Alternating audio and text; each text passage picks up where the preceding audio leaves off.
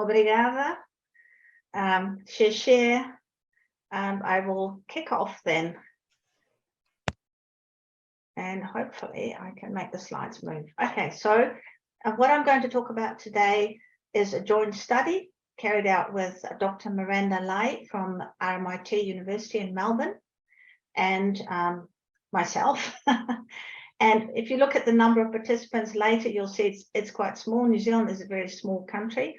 And at the time we prepared the article that we published, we only had 37 Australian interpreters who had responded. So joint study about New Zealand and Melbourne interpreters, mainly interpreters based in Auckland, which is New Zealand's biggest city.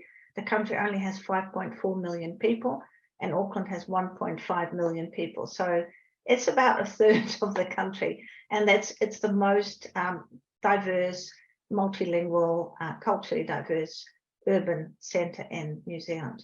And both cities, as you probably know, went through several periods of lockdowns, with Victoria reportedly having the longest lockdown in the world. I think it was 262 days.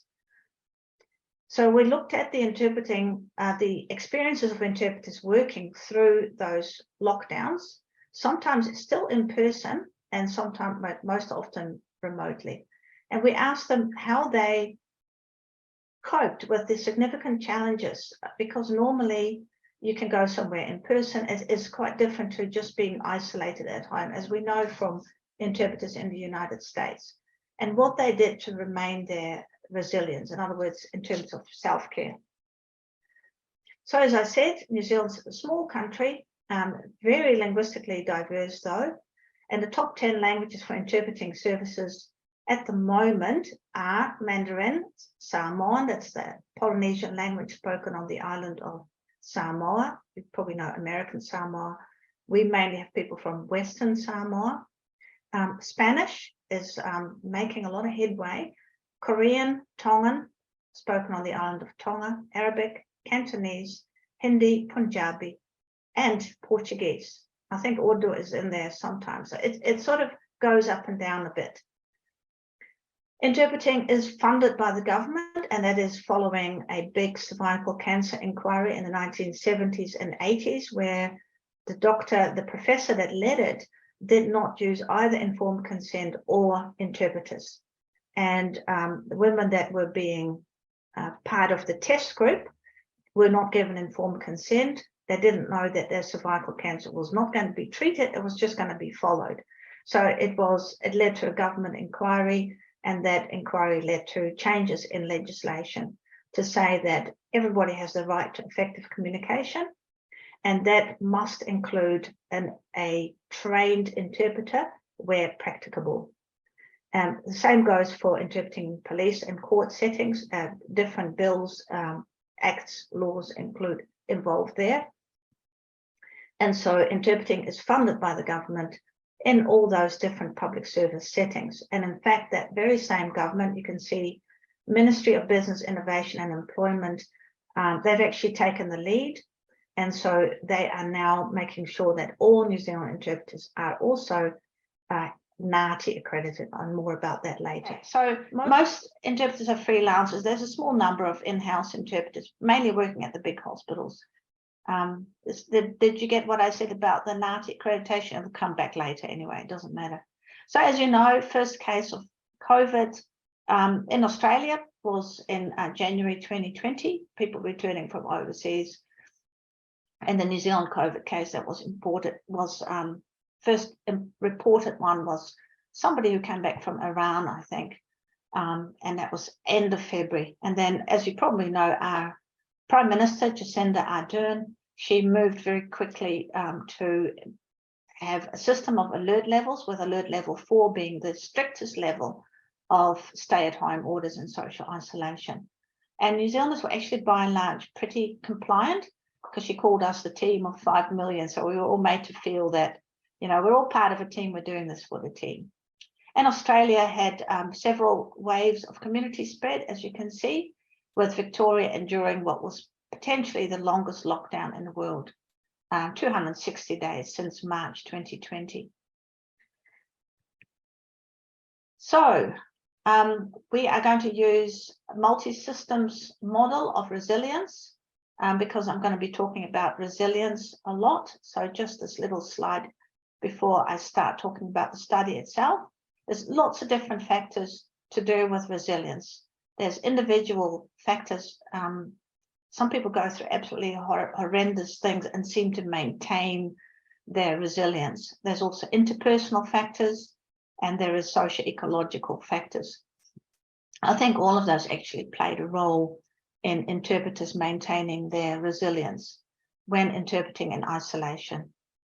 And I must add that, of course, Australia and New Zealand, because the border closures and because the governments tended to act very, very quickly, especially in New Zealand, we actually didn't see the numbers of deaths that you may have seen overseas. It's probably easier being an island at the end of the world and locking your borders, so people just couldn't get in, and people weren't allowed to move. The police was keeping a very strict eye on that. Australia, also an island, larger population, as you can see, about 25 million people. Again, very, very multicultural, so huge cultural diversity. And the most in-demand languages there used to be languages like Greek and Italian, but those migrants are now getting very, very old, the ones that came in just after World War II, if they're still alive. So it is also languages like Mandarin and Vietnamese. I think it is number 5 at the moment, because they're getting quite a lot of migrants in from both mainland China and Vietnam. So linguistic diversity is enormous, 300 plus languages, including more than 150 different Aboriginal languages. That's quite different to New Zealand, where we have Te Reo Māori, that's the Māori language, making a comeback, but it is just the one language. It's not 150 different languages. And 21% of Australians speak a language other than English at home. Again, interpreting there is also funded by the government, so people can have equal access to healthcare, court, education, social services, immigration, etc. And also, just like in New Zealand, and I guess in other countries, most interpreters are freelancers, and it's just a small number of in-house interpreters. So we only had a small number of participants. If we'd done it in another country, we might have had a lot more. I don't know. We recruited by way of putting an advertisement on the website of the New Zealand Society of Translators and Interpreters, and also on the website of the AUSIT, Australian Institute of Interpreters and Translators, and the website of NATI, National Accreditation Authority for Translators and Interpreters. And we emailed a questionnaire to all those who said they would participate, and a consent form. And of course, ethics approval was granted by my university, the Auckland University of Technology, and by Miranda's University, RMIT University in Melbourne. So we asked, how has the provision of interpreting services changed? And what did you find challenging? I'm actually going to give you all the questions in more detail, because we're quite happy to work with people who want to duplicate this in other countries. So any advantages to maybe working remotely, or being in isolation? And actually, interestingly enough, a lot of people said they had felt there were advantages. And how do you maintain self-care and build resilience? So what about our participants? Well, in Australia, and I mentioned this earlier, interpreters must be accredited with the National Accreditation Authority for Translators and Interpreters. And so they have to either pass a NATI test if there is testing available in their language. And there's different levels of testing. So there's certified provisional interpreter, certified interpreter, I think that's 8 different test components. Specialist health interpreter, that's very difficult. I mean, I tried the sample test online. You're very welcome to try it. I can actually email the website link. And specialist legal interpreter. And so now in New Zealand, we're moving towards the same system. We have until 2024, July 2024. And the government has made $6.2 million available, New Zealand dollars, to pay for people's course fees, because they all need to first complete a NAATI endorsed qualification. And after that, they are then eligible to sit a NAATI test, which can be a bit expensive, but the government is also paying for those fees. So you can see real dedication and commitment on part of the government.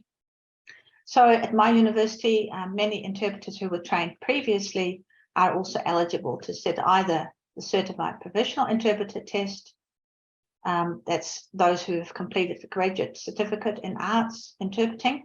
Sorry, that should be arts.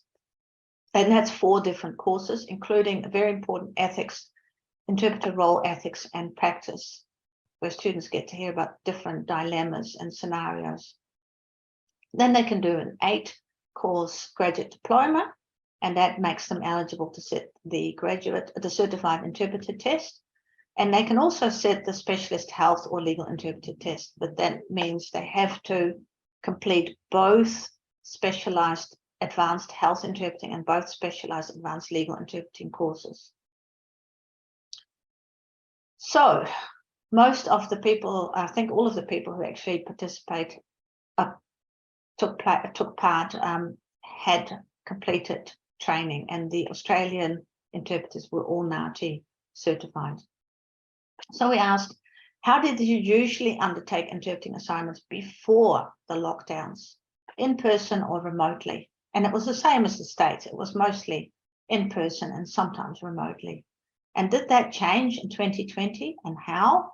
And what were your experiences with your assignments during the lockdown? Did you switch to interpreting remotely? And if so, what mode? Depended on the client, of course.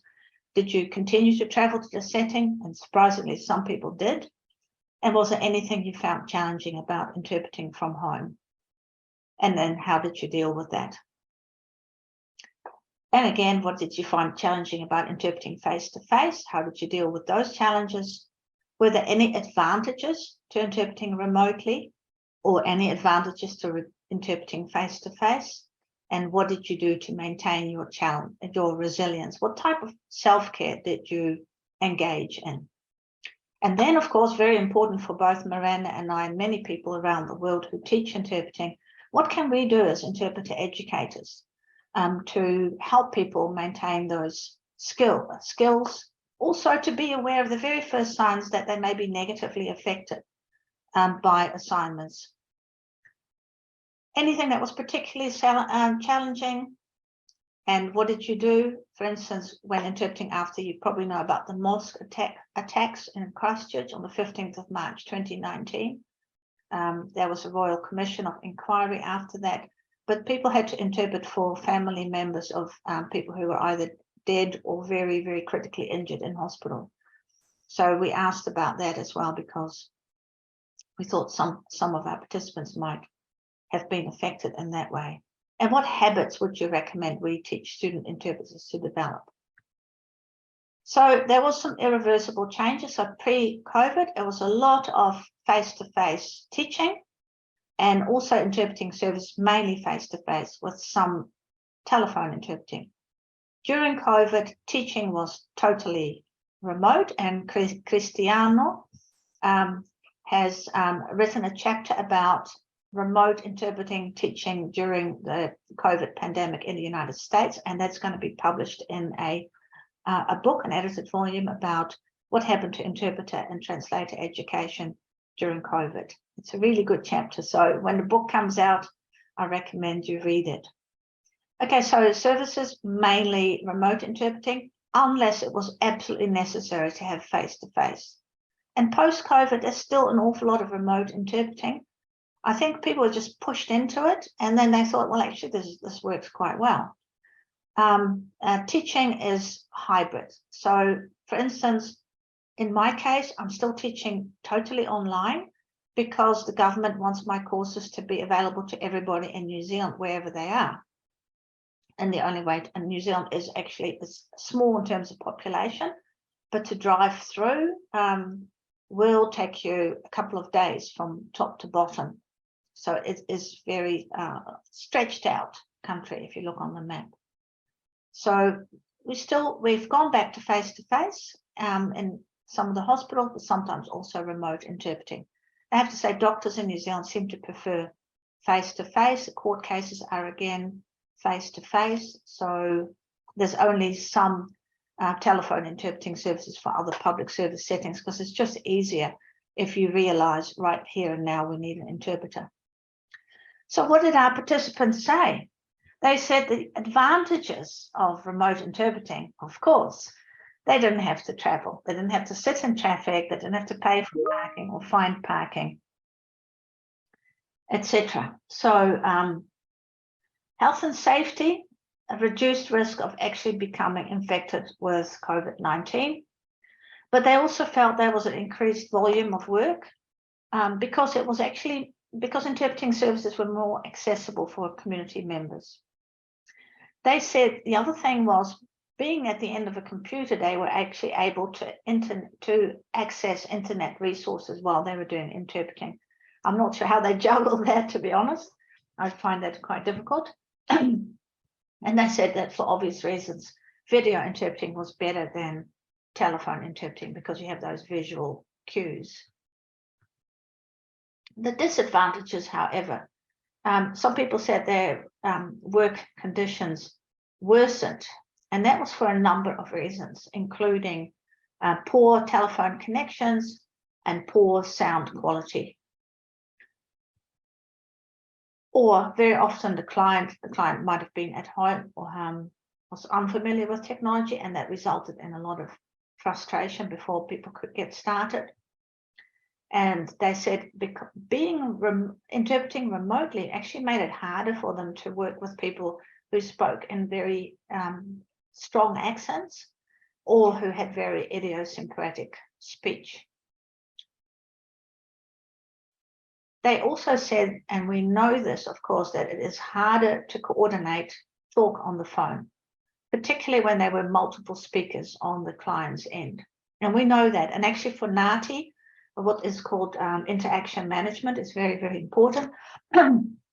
So we teach students when they're interpreting face-to-face, you must always say, hi, my name is Ineke, I'm your Dutch interpreter today. Everything that will be said today is kept in confidence.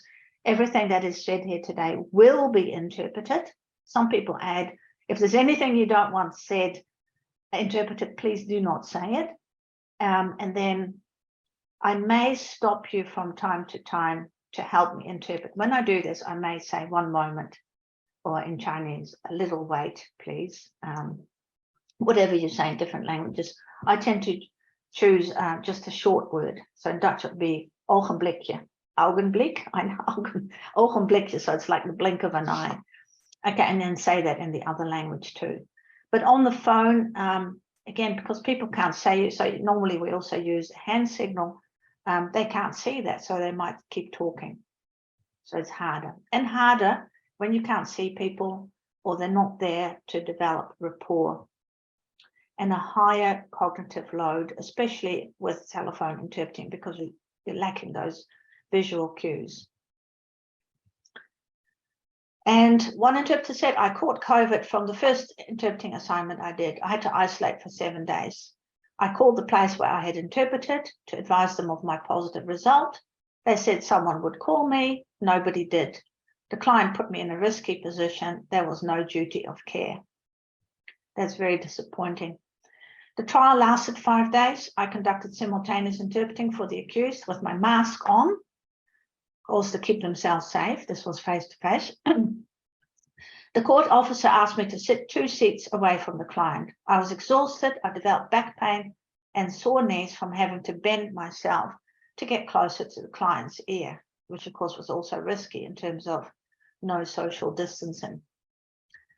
Another interpreter said the phone rang continuously. It was stressful when callers were concerned about the pandemic, and I could sense their tension and fear. So what did people do in terms of self-care? They said, and I'm just checking the time because I tend to run over and I don't want to do that. Physical self-care, and this is really important, and we also know this from people who work in the mental health settings, is it all starts with eating well. If you eat junk food, you'll actually feel tired, depressed, horrible. And of course, when people are not feeling well, they tend to not eat well either. It's almost like it's a step too far. And yet it's like they have to force themselves. Walking, people, the same thing.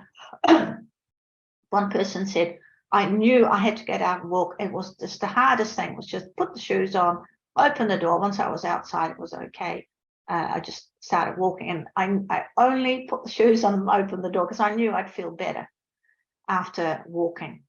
And some people did exercise at home and became quite good at thinking of ways to do, say, triceps dips, just using the staircase. There's lots of things you can do. Sleeping well, of course, difficult when you're worried. And we'll actually talk about a little breathing exercise a little bit later, which I find very, very helpful. And then also looking after yourself in terms of being assertive and saying, look, I need a little break now, or can I have a drink? And psychological self-care, people said if they had the glass half full attitude, that really helped. So if they looked at the positives, that helped.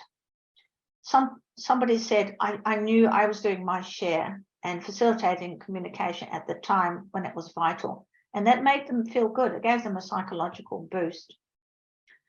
Another interpreter said, just really impressed with the strength and bravery of the clients. I spoke to mothers, widows, brothers, and they thanked me for having provided them with an opportunity to express their emotions. So again, helping others makes people feel, is a form of self-care actually. Then emotional self-care, accept the challenging nature of the time and the sad client circumstances, but remind yourself to detach. I remind myself I'm there for a purpose, and that is to deliver communication. And also compassion with oneself, being kind to self, knowing that nobody's perfect. It's okay to make mistakes and learn from them. Some people said self-love. I took this opportunity to build my character, look after myself and others. This person felt that the COVID-19 pandemic made them stronger. Another person said, sometimes I just had to find a quiet corner and have a good cry. Regular media intake, and there's been a lot written about this, like compared to, say, 100 years ago, when we may have lived in small villages, we would get only so many bits of bad news in a year, and it was enough to cope with. Now we are actually bombarded with media and bad news, and it's almost like it's overwhelming and it's too much for us to cope with, and we were never meant to cope with that much bad news. So reduce my attention on media, work out a balance between negative experiences and positive activities. And spiritual, and this came up actually from several people from different religious beliefs. Prayers, practicing mindfulness, we'll talk a little bit about that later. Meditation, yoga. And one lady said, and I thought that was quite nice, she said she'd go for a walk and then she would just shout. And she said it was just massive, like everything went. She felt it really helped. That's the only person who said that, but I thought it's quite a nice one. Personal, returning to a hobby that the person may not have had time for. Doing things I never found time to do, and doing things I never dared to do. Spending time with family and friends, often remotely, and reflecting on life journey. Everyday poverty, lack of security, education, positive, safe environment. People focused on the fact that they had that education, a positive and safe environment, and then thought, well, you know, I can be flexible and I'm resilient, and I'm able to help and support others who are less fortunate. Professional, and Marjorie Bancroft, I've heard her say this as well. Stay focused, you know, really if you're sitting down, put your feet flat on the floor, sit upright, and really just be in the moment and focus on interpreting rather than all the emotions that may go with that. And then afterwards, reflecting on skills and identify areas that you might be able to improve on. Now, Miranda and I originally used this self-care wheel, which I thought was actually quite nice. But in the article, in the end, if you read it, and we're happy to send it around to everyone, it's actually on New Voices in Translation Studies, the issue 27. So it is just totally available online. So we looked at professional self-care, physical self-care, personal self-care, mental self-care, emotional self-care, and spiritual self-care. So get enough exercise, eat healthily, go for a walk, figure out what you want to do in life, short and long-term goals, develop friendships, self-reflection, gardening. It's actually a form of mindfulness, I think, because you're focusing on the here and now. And journaling, just writing down what happened for you.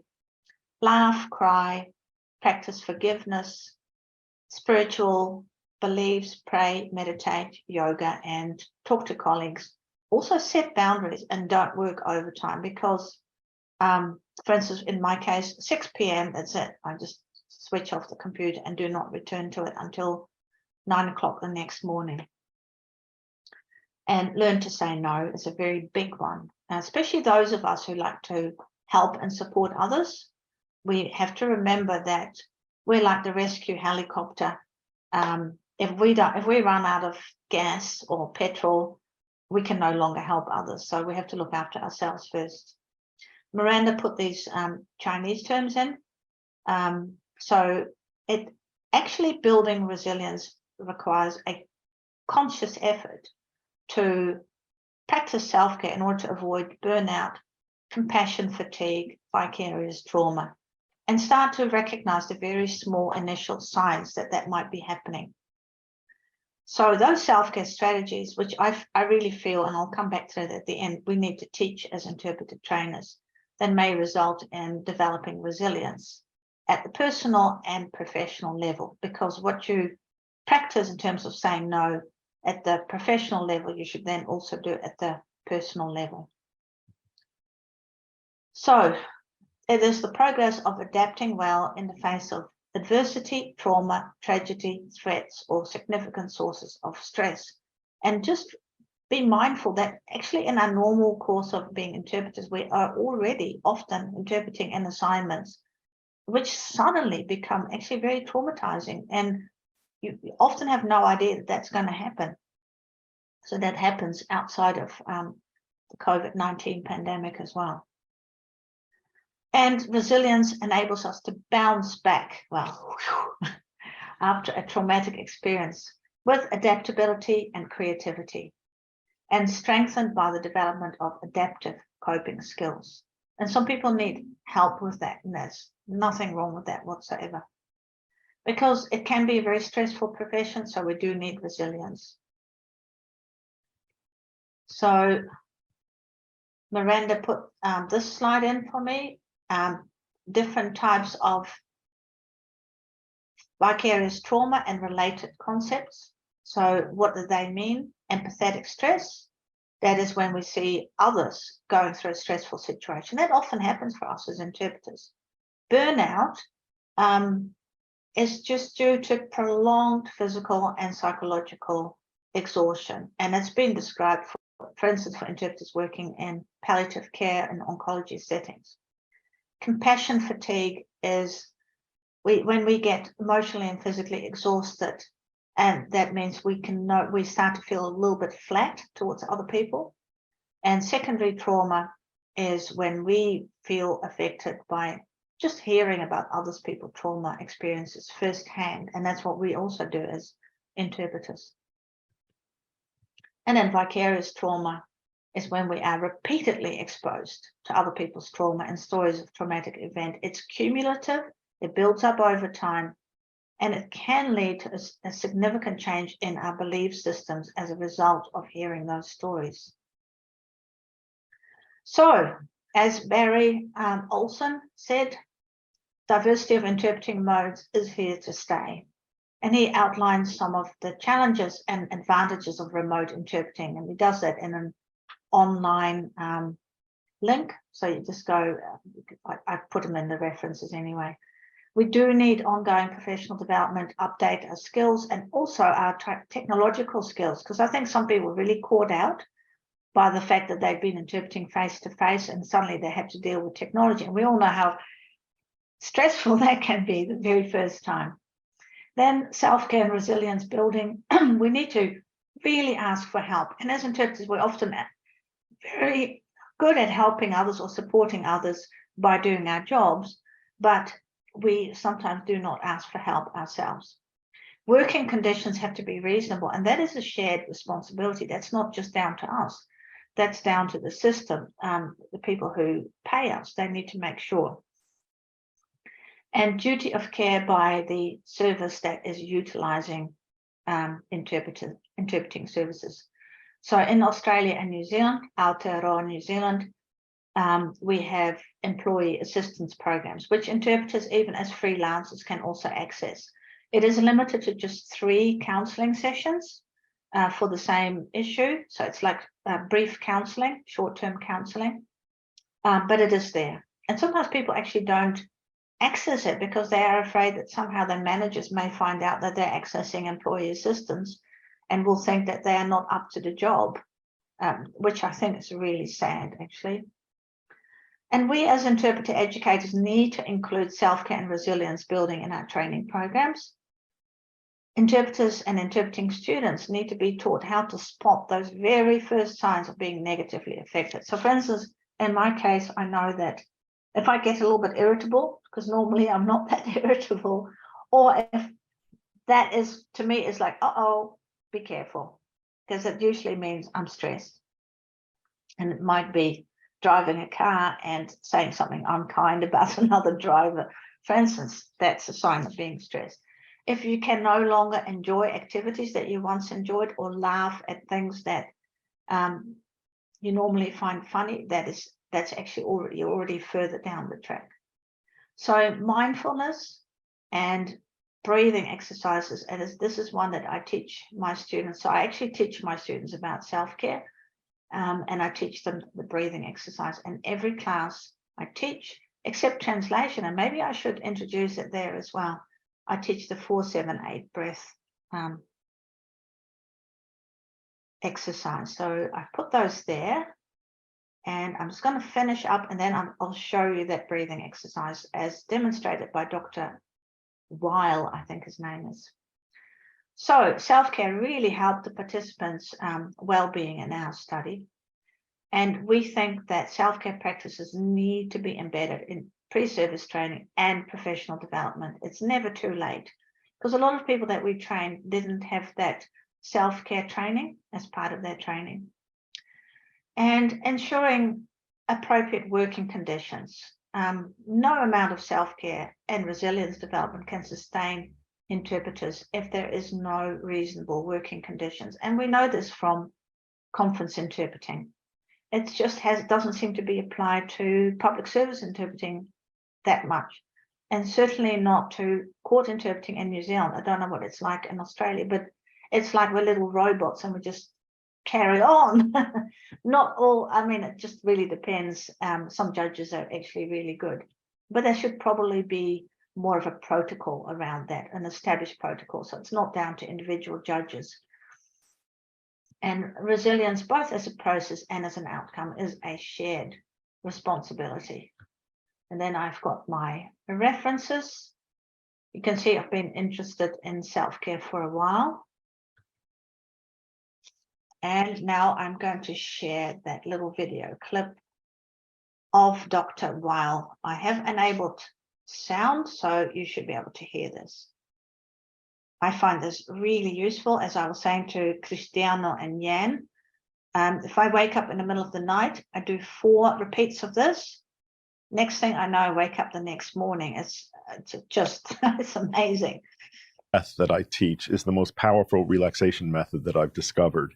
It's very simple, requires no equipment, takes very little time, costs nothing. And it is a practice. It's something that you have to do regularly. So in this technique, you breathe in through your nose quietly to a count of 4, hold your breath for a count of 7, and then blow air out through your mouth audibly and forcefully. And you do this for a total of 4 breath cycles. So I'm going to show you what this looks like.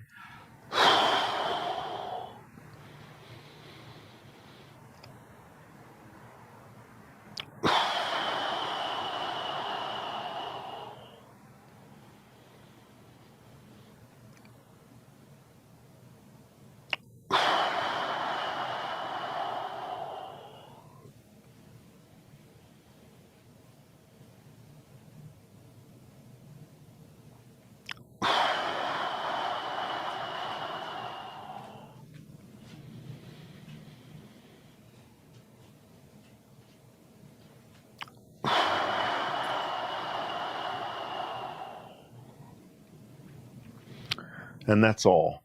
It's a bit hard for me to come back and talk to you after I do that because this produces a very pleasant altered state of consciousness that I'd rather stay in.